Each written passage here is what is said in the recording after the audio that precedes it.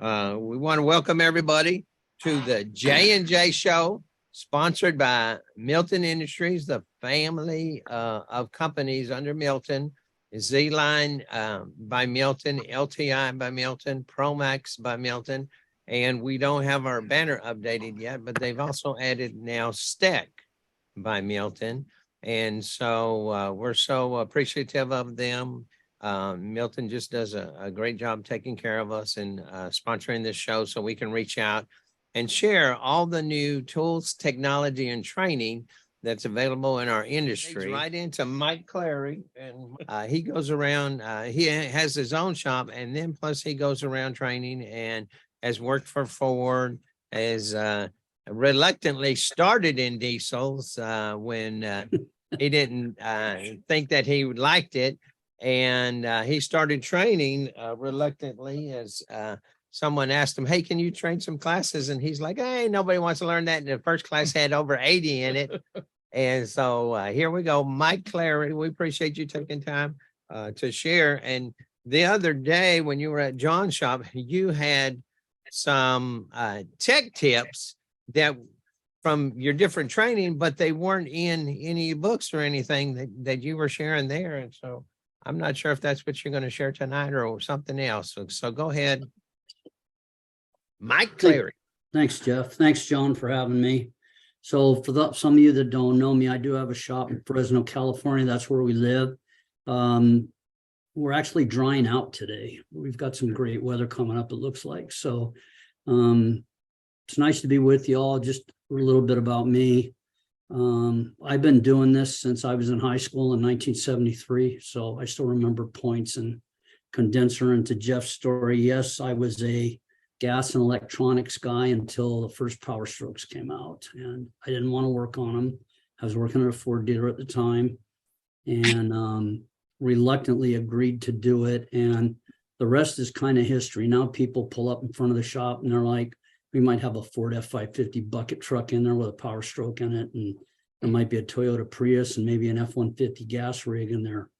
People will say to me, well, we didn't even know you knew how to work on those. That's all I did for the first 20 years. So the diesel reputation just kind of took off. And Jeff's right. Yeah, the first time somebody contacted me about doing a diesel Power Stroke class, I told them, don't waste your time. Nobody will show up. And the promoter said, well, why don't you let me worry about filling the seats? So the rest is kind of history. People think I only do diesel, but as you'll see here in a minute, I do a little bit of everything. And there's some stuff I don't do because I'm not qualified to teach it. We don't do any European in my shop because we're not qualified to work on it. We don't have the tooling. So I go all over the place. I'm going to Alaska in a couple of weeks to do some training there. I've been in Central America. I've been in China doing electricity and electronics training. I always tell everybody that, they ask, will you come here or will you come there? As long as the planes can get off the ground and land, I'll be there. Okay, so I'm giving John and Jeff the shameless self-promotion plug. This is the J&J Show. So this is the name of my company, ATSS Training, but There it is. Everybody just knows me as Mike Cleary. Most of the people don't even. It's a one-man show. My wife and my daughter have been a great help. Here's my contact info. If you want to take a photo of this, you can, or if you want a copy of this presentation, I can email it to you. You'll just have to get me your email. Okay. So, and then here's my current most requested classes. And like I said, I do a little bit of everything. Mostly Fords because I worked at a Ford dealership for a long, long time. But at my shop, we work on pretty much everything except for European. So what was your certification? Ford what? I was a senior master technician, both gas and diesel, Power Stroke diesel specialist. I was one of the first technicians to get certified and working on hybrids. And then I got a bunch of ASEs too. So this is one of the first slides in the tech tips presentation. And what you're looking at here is a couple of things I'll talk about really quickly. This service information from Ford is available to everybody if you have the right connections at a Ford dealership. So for instance, my shop, Cleary Automotive, we have access to Ford service information. It's factory information. And basically the way you get it, and you can buy this. There is a paid subscription you can buy, but we get it for free. all you have to do is talk to the parts and service director at your local dealership where you buy your parts and tell them you want to be put on this. You can see the web link there, motorcraftservice.com. If you've been around Fords as long as I have, it's commonly referred to as PTS, Professional Technician Society, or the original title was TRC, which was Technical Resource Center. So what'll happen is they'll give you a user ID and a temporary password, and you can get in. It's a lot more complicated. It's not complicated, but it's a lot more detailed than that. If you want more information, contact me and I'll help you out. If you have trouble getting in or the dealer isn't aware of it or whatever, just contact me and I'll do it. John will vouch for me. I'll bend over backwards to help anybody. So just contact me. Okay. What I really want to talk about here with the diesels is, Ford calls it forced limited power. I call it DEF, which for those of you that aren't familiar with the acronym is diesel exhaust fluid. What I refer to as a DEF lockout, where either there's been a system malfunction with the after treatment system. And what I mean by after treatment system is the exhaust system that neutralizes the harmful emissions, the catalytic converter, the diesel particulate filter, and the selective catalyst reduction.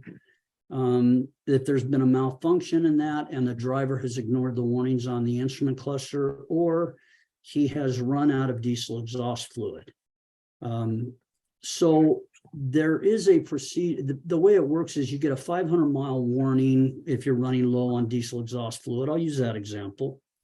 And then you get a 250-mile warning, and then you usually get a 100-mile warning, at which point you're going to start noticing some power issues, some lack of power, commonly referred to in the diesel community as a D-rate.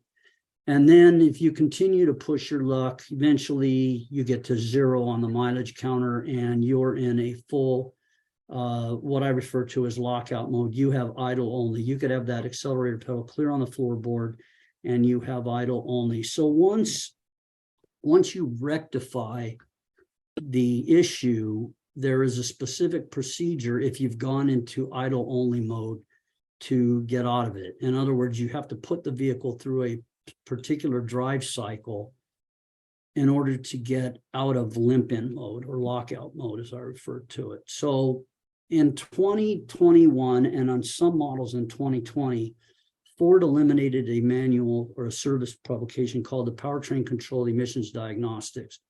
So that was a drivability guy's Bible, if you're like me. And in 2020, and like I said, in 2021, 2020, they incorporated it in the workshop manual. So starting when the PCED was been eliminated, the reset procedure to get out of a DEF lockout was moved into section 303 under description and operation. And then after you clicked on that, you got a drop down.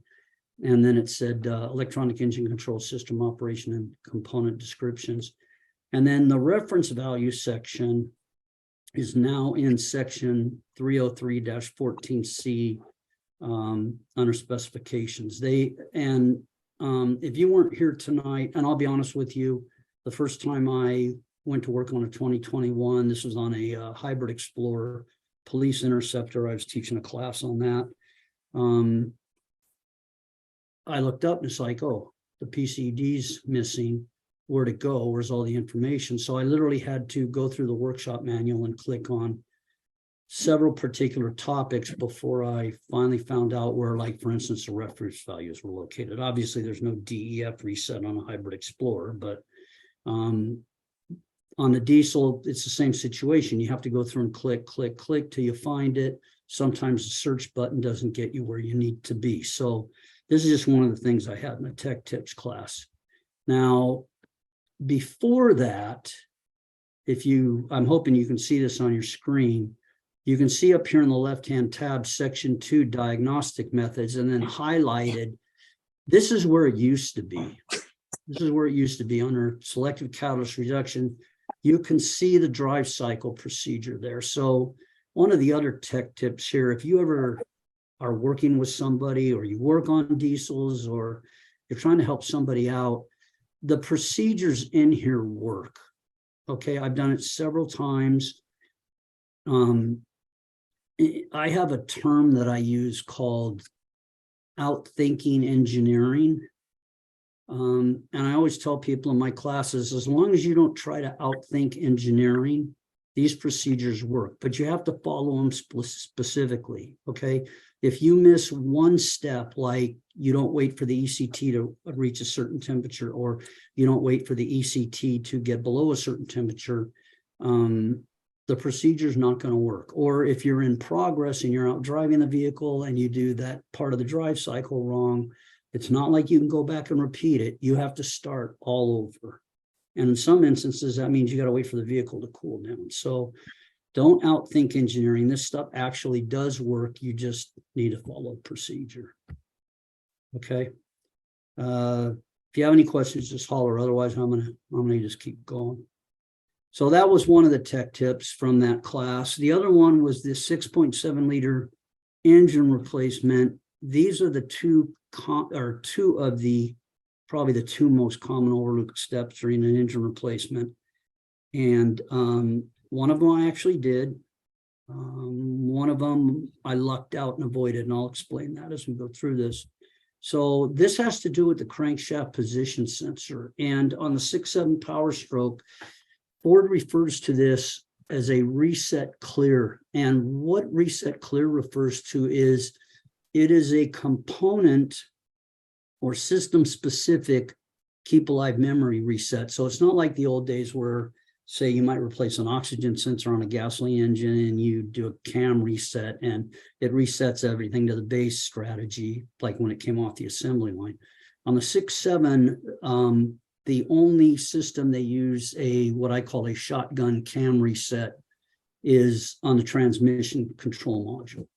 On the powertrain module, they have one for the 6.7, the crankshaft sensor. They have one for the fuel injection system. They have one for the mass airflow sensor. They have one for the turbocharger, et cetera, et cetera. So whenever you replace a sensor, you need to do a reset clear. So on an engine replacement, what happens sometimes is if you're getting a short block or a long block or a complete engine, and depending on who you're getting it from, if it's a remand, you get it from Ford, you get it from Jasper, you get it from somebody else. They usually come with another crankshaft position sensor. And this is what I did. We had swung an engine in the shop. It came with another crankshaft position sensor, and I had a rough idle that I could not get rid of at all. And I tried everything. I was pulling my hair out, and it was a noticeable rough idle. I had worked on enough of them. I knew it shouldn't be there. And the short story is I contacted a colleague of mine at Ford Motor Company that's kind of a 6.7 engine specialist. And he said, when you replaced the engine, did you do the clear reset procedure for the crankshaft position sensor? And right away, the light bulb went on. And I realized, no, I hadn't. And that's all it took to rectify that problem. I just had to do the reset. So nobody's made more mistakes than I have in this business. And I try to learn from everyone. And sometimes I've made the same mistake years apart. But so this is one of them. And I know I'm not the only one making this mistake, because sometimes I'll get emails about it and people ask me, and I'll ask them, did your replacement engine come with another sensor? And if it does, I tell them to do the reset clear procedure. So there's that. And here's where you find, now this is on an EDS or IDS, I'm sorry, IDS Ford factory scan tool. This is where you would do it under the reset clear specified function. Okay, the other issue, here's a crankshaft position sensor, and this is kind of a lengthy topic if we're doing a regular class, but I'm not going to go into replacement here because I do have several tips on replacing it. You don't have to pull the transmission. But what I do want to talk to you about is this. You see there where I have the word careful. Let me see if I can get my laser up now. That is a tone ring that you'll see right now. There's no flex plate installed, and that tone ring will slide right off the back of that crankshaft. And what typically happens is, the way I told you I lucked out, this is one I lucked out on. I didn't know about this. that tone ring triggers that crankshaft sensor. And luckily for us, we were pulling a motor out of a 6.7, and Chuck, my lead tech, tipped the engine while it was on the cherry picker, and that thing fell out. If it hadn't have fallen out, we would have wound up putting the replacement engine in without it. So the short story is the engine still would have started. It just would have taken longer. But you want to make sure that you have that tone ring in place when you swing an engine. Okay. Some of the rebuilders will have that tone ring on there with a piece. Jasper has a piece of orange tape holding it in position with a warning note to make sure it doesn't fall off. But you don't want to make this mistake for obvious reasons. The only way you're going to get that back in there is by pulling the transmission out. So just be aware of that. Okay, this is out of my electricity and electronics class. This is issue with the gateway control module on the vehicles. When we first started having gateway control modules put on the vehicles, and they act as a network translator between the high speed and medium speed controller area networks. The issue becomes plugging a scan tool in with the key on or the key running. So ever since they came out with these data link connectors and scan tools, and this is not just a Ford issue, we have always been told never plug the scan tool in with the key on. I mean, for 30 years at least. And I'm guilty of it. I mean, I did it a million times and never had an issue. But the minute they started putting these gateway control modules on, it became an issue. So and I'll tell you what the symptoms are, what the fix is, and then I'll explain what happens. So typically, if you do this, you can put yourself into a world of hurt. You can have warning lights with fault codes. You can have a no start, a crank no start. You can have a no crank. You can have a instrument cluster that's inoperative. All right, all of those can occur if you plug it in with the key on. And what I'm referring to is the gateway control module that's piggybacked onto that data link connector. So the fix for this is to disconnect your scan tool and the vehicle batteries and wait 10 minutes, and then reconnect the batteries, reconnect the scan tool, then turn the key on, and then clear any fault codes that occurred when this happened. Typically, you know, best case scenario, you've got one battery out in the engine compartment. Next best scenario is you have two batteries out there if you're on a power stroke. Worst case scenario is some of these vehicles, the batteries are not real easy to get at and disconnect. So you want to avoid this at all costs. Okay, so you don't, I mean, just do yourself a favor, make sure the key's off. Make sure the key's off. Okay. This is just a wiring diagram. The gateway control module is piggybacked onto that data link connector, and this is when the issue occurs. Okay, on the ones now that they have gotten away with from this and they have the gateway control module in a separate location, it's not such an issue, but I still recommend everybody to keep the key off. Okay, the question is what happens? Okay, so the circuits involved are our vehicle power and our controller area network circuits and our grounds. And if the vehicle power and the CAN circuits get connected to the scan tool before the ground circuits, it can pull the networks down. And that's exactly what happens. Okay, and then you got to go through that routine that I just talked about to repair the problem or rectify the problem. Okay, the number up at the top, that is a Ford Special Service Message 47635. Like I said, this is not just a Ford issue, it's several different vehicle manufacturers. So just be aware. I'm running a little bit short on time, so I'm just going to mention this real quick. This again is out of the electricity and electronics class. This is basically a way of doing a pinpoint test without doing a pinpoint test. And what I call it in class is build your own pinpoint test. So really all you need is a correct definition of the fault code and a wiring diagram and some basic electrical knowledge. And then you can do this. I mean, pinpoint tests have mistakes all the time. Okay, so whenever you're doing at any particular pinpoint test step, you should always ask yourself, what am I testing for? And are the instructions correct? The most common one I see that's messed up, they'll have you doing a resistance check with the key on. I mean, right off the bat, you know the power's not supposed to be on. Okay, if you ever get a negative ohm meter reading, you're doing something wrong. Typically the power's on if you get a negative. The resistance has no polarity. Okay, so we go through this in class, and I explain how to do it. We've got these historic, this is typical deadband voltage that a computer is looking at. And then we go over 2-wire computer circuits, explain what can go wrong. I ask the guys in class, what happens if this occurs? What happens if this occurs?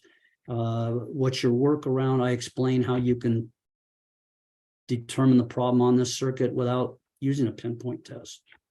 And then we'll go over 3-wire. We go over 3-wire sensors. It only works on hard faults, obviously. On an intermittent, that's a whole nother animal. But I learned this a long time ago from a Ford instructor at the training center like 35 years ago, and this worked great. This works great. And then we go over Hall effects, which is, this is just my opinion, but I've heard it from other people in the industry. This is one of the most commonly misunderstood topics on a vehicle. So we'll go over Hall effects, what you need to test them properly, how the circuits actually work, how the PCM actually reads, for lack of a better term, the Hall effect device and what it's looking for. What pull-up voltage is, we explain that, or pull-down voltage, and why you shouldn't use a DVOM to do this. So we cover that in electrical class. So I'm running long, so that's the end. So thanks for attending.